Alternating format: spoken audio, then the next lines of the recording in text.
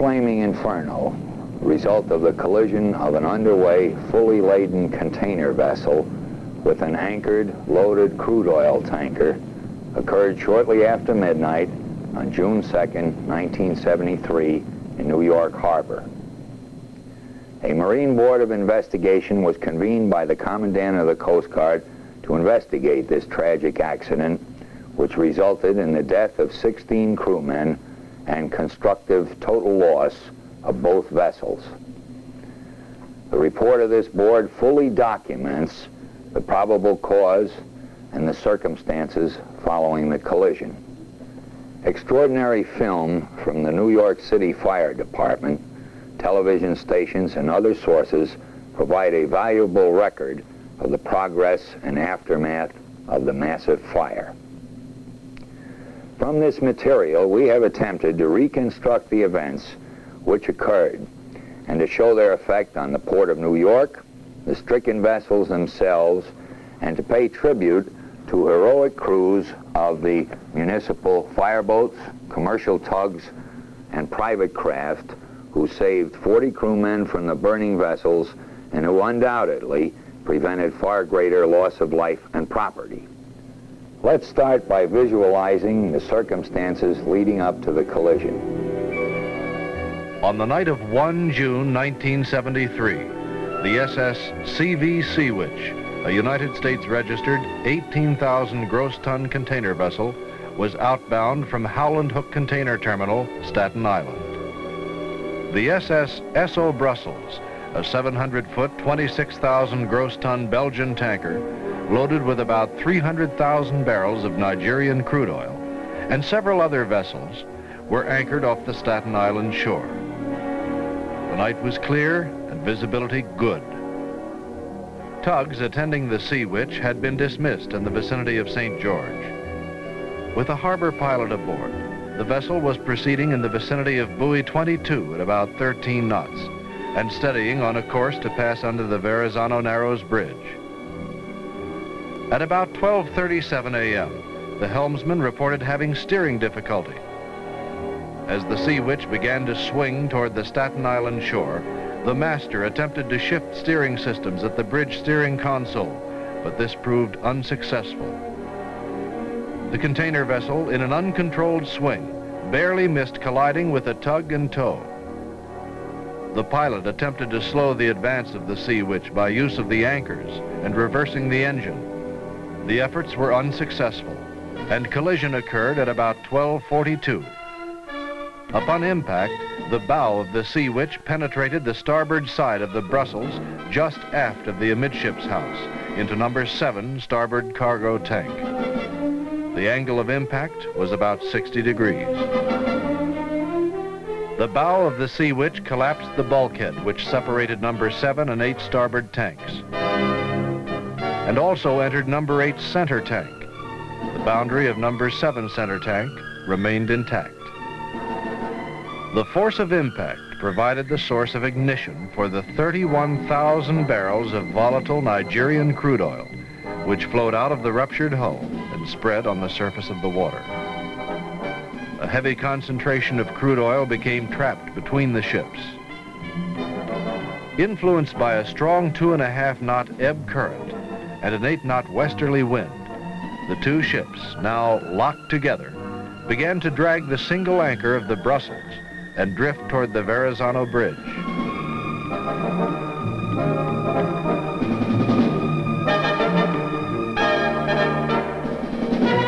According to witnesses, flames were observed spreading on the starboard side of both vessels within 30 seconds after impact.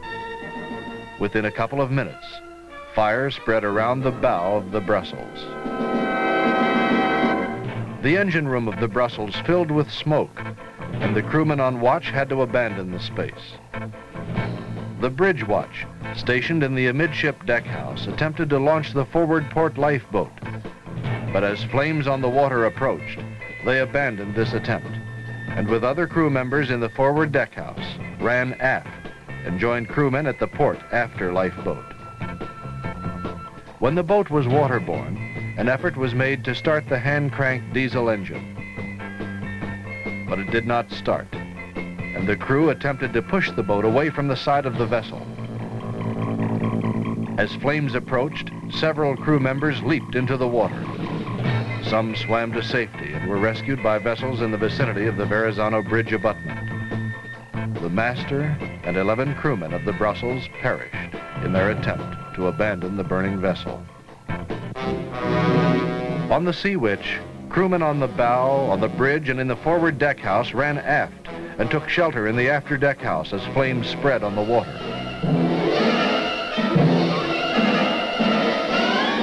Within minutes after the collision, the engine room of the container vessel filled with dense smoke, and the space had to be abandoned. But prior to leaving the engine room, personnel started the emergency fire pump, which operates off the emergency power system.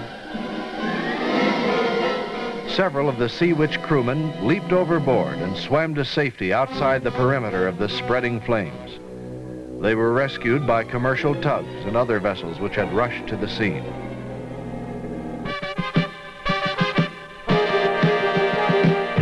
Radiating heat from the fire ignited containers on the deck of the Sea Witch.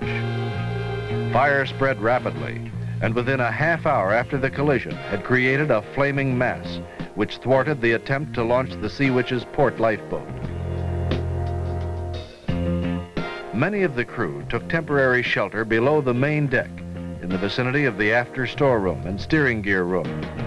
But as these areas filled with dense smoke, they were forced to make their way up to the main deck and return to the after deck house. As the heat intensified on the upper and lower decks, the crew congregated in the passageways on the main deck. As the after deck house filled with dense smoke, crew members attempted to cool the port side exit doors with fire hoses. Effective fire main pressure was lost in about an hour, probably due to fire hydrants being left open when hoses were abandoned. Despite the severe heat, crewmen and the pilot were able to make their way to the weather deck during a break in the smoke and flames to attract attention in hope of rescue. The New York City fireboats, using high-pressure monitors, were successful in reducing the deck fire on the Brussels, and to some degree the deck fire aboard the Sea Witch. About an hour after the impact, the crew of the fireboat Firefighter observed the glow of a flashlight on the after-port side of the Sea Witch.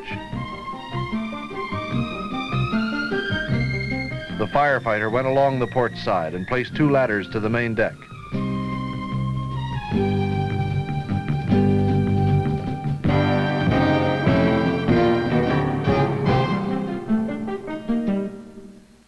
Crewmen and the pilot, using ladders and a fire hose secured to the rail, descended to safety and lowered the body of the master, who had died of a heart attack before the rescue. The survivors were taken to hospitals in Brooklyn and Staten Island.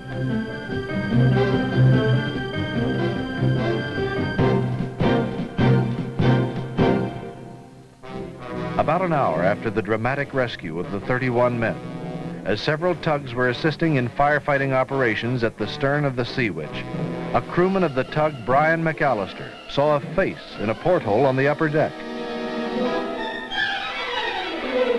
A ladder was placed to the upper deck. 3 crew members of the tug went aboard the burning Sea Witch, broke the porthole glass, and rescued the ship's electrician from the emergency generator room. In all, 32 survivors were rescued from the water, 11 of whom were picked up by the tug Grace McAllister. The deck fire on the Brussels was brought under control quickly, but the fire in the deck houses continued for several hours. After most of the cargo in the ruptured tanks was displaced by seawater, the flames on the water broke up into patches and burned themselves out about an hour and a half after the impact. Coast Guard and fire officials were concerned about the nature and location of hazardous materials on board the Sea Witch. The ship's copy of the dangerous cargo manifest had been destroyed in the bridge wheelhouse fire. However, the vessel's owners were able to provide a copy of the manifest soon after the collision. The manifest indicated that the small quantity of hazardous material on board was widely scattered. Effective control of the shipboard fires was mainly due to the efforts of 5 New York fireboats and the assistance of a score of commercial tugs fitted with fire monitors. The 2 vessels had drifted and grounded about 2 miles below the Verrazano Narrows Bridge, and the fires in the deck containers were controlled in about 6 hours. At dawn, the vessels were separated by commercial tugs, and the Sea Witch was moved to a nearby anchorage. Loose water in the holds caused the ship to list. Application of firefighting water was reduced to a minimum to prevent further loss of stability. This allowed some deck containers to smolder and flare up for about 2 weeks. Fire in number 2 and number 3 holds also continued to smolder for several days.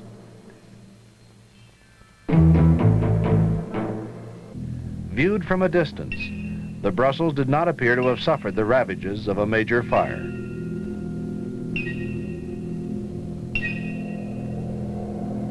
Only upon closer examination did the twisted, distorted metal sculpture of lifeboats,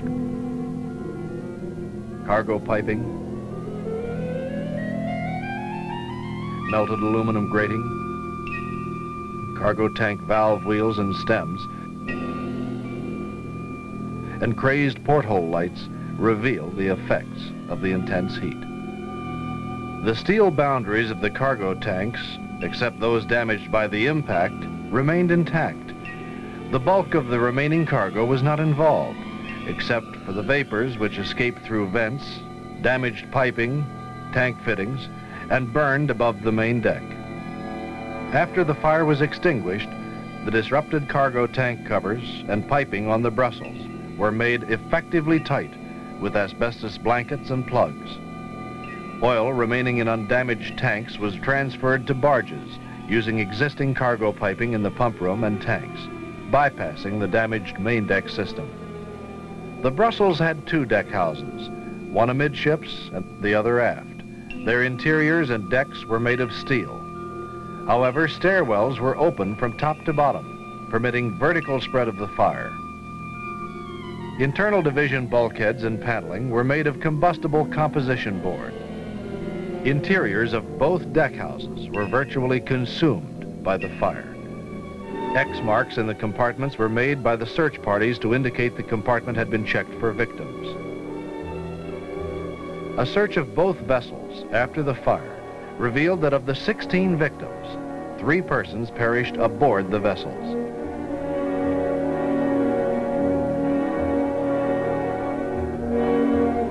The body of the steward was found in the deck house of the Brussels, and the body of the 3rd mate was found below decks in the after storeroom area. The body of a wiper was found in the cross passageway inside the after deck house on the Sea Witch. Aftermath views of the Sea Witch show the deck cargo of containers almost completely consumed. The remains of lifeboats and the scarred hull, especially on the starboard side, reveal the intensity and severity of the fire. The interior of the Sea Witch's 2 deck houses had steel decks and fire-resistant, non-combustible bulkheads, panels, and partitions. The stairwells were also designed to prevent the vertical spread of fire. The Sea Witch suffered several fires in the starboard side interior accommodations and interior spaces. Fire damage inside the after deck house appeared to be most pronounced on the lower decks and along the starboard side. The damage diminished dramatically toward the interior of the vessel and the upper decks. Most corridor bulkheads held and prevented fire from spreading to other spaces. In some cases, bulkheads between staterooms did collapse, permitting the fire to spread to adjacent staterooms. Some fires within the staterooms appear to have been caused by the breaching of the porthole glasses. This allowed radiant heat to ignite draperies and other combustibles. In many staterooms, the drapery fires did not spread to any combustibles and were confined in most cases to the drapes themselves. Many staterooms, the lounges, and the dining areas, even those adjacent to severely damaged spaces, showed few effects of the fire other than smoke damage, and could be made livable by simply washing and cleaning. The emergency generator room, where the electrician took refuge for 2 hours prior to being rescued, and the electrical equipment show no ill effects. The generator ran for 2 days following the collision and stopped only when the fuel supply was exhausted. The Marine Board of Investigation determined that steering control failure aboard the Sea Witch was caused by the loss of a 3/16-inch square key in a shaft which transmitted control signals to the steering engine. This key had recently been installed to replace a worn Woodruff key. The key loosened and slipped out of its keyway, allowing the control unit to operate without rotating the differential unit input shaft, making it impossible for the helmsman to control the rudder from the bridge. The location of the failure was such that the transfer of steering control systems on the bridge could not bypass the fault. A trick wheel, or emergency steering wheel, which bypasses normal controls and could have restored the steering, was located in the steering engine room. This station is not normally manned on merchant vessels and was not manned on the morning of the accident. The Sea Witch had previously experienced difficulties with the control shaft and other components of the steering system. When the Sea Witch sailed on 1 June 1973, she was loaded with 1,058 intermodal containers, only one 20-foot container short of a full capacity load. The hull of the Sea Witch was divided into 8 transverse watertight compartments, 5 cargo holds, an engine room, ballast tanks, and a forepeak space. Containers below decks were stored in vertical cell guides, 6 high and 8 wide in the 8 forward bays, and 3 high in the number 9 bay. Steel hatch covers were designed to provide a watertight boundary and a platform for above-deck container stowage. Above decks, the containers were stacked in bays 9 wide and 3 high on top of the forward hatch covers and 2 high on the after bay. The containers were held in place by specially designed lashing gear. Typical of containerized freight, contents of the containers varied widely, including, among other things, personal effects, household goods, foodstuffs, automobiles, liquor, wine, books, magazines, boats, and steel wire. Some containers held hazardous materials, flammable liquids and compressed gases, flammable solids, oxidizing materials, or organic peroxides, non-flammable compressed gases, and poisons.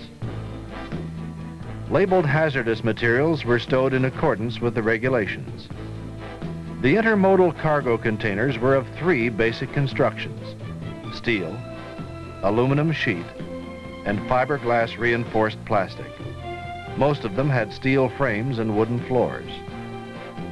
They were stowed in a random manner, without regard to their materials of construction. Some general statements can be made. All cargo in above-deck containers was completely destroyed. Shells of above-deck steel containers survived, while those of aluminum and plastic did not. In spite of the extensive damage above decks, steel containers and the steel frames of aluminum and plastic containers remained stacked and lashed in place, except for 3 which were lost overboard. Below decks, the damage sustained was less uniform. Containers and cargoes in some of the top-tier container positions suffered extensive damage from heat radiated through the hatch covers. These containers show the range of destruction and typical condition of those stowed below decks.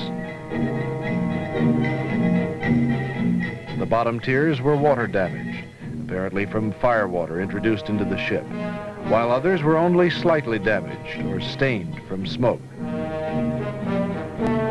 The overall result of this casualty was a loss of 16 lives and property loss approaching $50 million. A large portion of the spilled crude oil was consumed by the ensuing fire. Spilled oil which escaped the fire caused some contamination of nearby shore areas. Every tragedy contains elements which are unique, and each provides valuable lessons. In this accident, a steering failure resulted in the loss of control during those moments when a ship was passing near an area where many tank vessels were anchored. Fortunately, the accident affected only 2 vessels. How different the outcome might have been if the tide and wind conditions had been such as to involve rather than protect nearby ships and port facilities. The required structural fire protection of the Sea Witch afforded her crew a safe haven until rescue forces arrived on scene. This is in dramatic contrast to the deck houses of the Esso Brussels, which afforded little refuge from the spread of the fire. The intensity of this casualty undoubtedly was aggravated by the fact that the vessels remained locked together, exposing both of them to the intense flames of the spilled oil burning on the water. Now, present fire safety standards are intended to prevent spread of fire within a ship, but do not necessarily guard against exposure to a sudden hostile environment which can involve a large portion of the vessel. This concept is being re-examined. The Marine Board of Investigation at the outset noted that this was the first catastrophic fire involving a container ship. They recommended that 2 urgent actions be taken. One was to require immediate examination of other vessels with steering gear similar to that which failed on the Sea Witch. Immediate response by maritime industry revealed that the other vessels were experiencing similar difficulties. Remedial action was undertaken, and no further difficulties have been reported. The second recommendation was that all available data and information on the effects of the fire on the containers and their contents be assembled. A joint Coast Guard MARAD working group and the owner's surveyors gathered information as the cargo was offloaded. Now, results of this survey and the report of the Coast Guard's Marine Board of Investigation will provide valuable information to improve shipboard and in-port safety. In summary, this accident teaches us that although we have made great strides in the construction of vessels, we cannot be complacent. There is no substitute for vigilance of personnel in the prevention of marine accidents.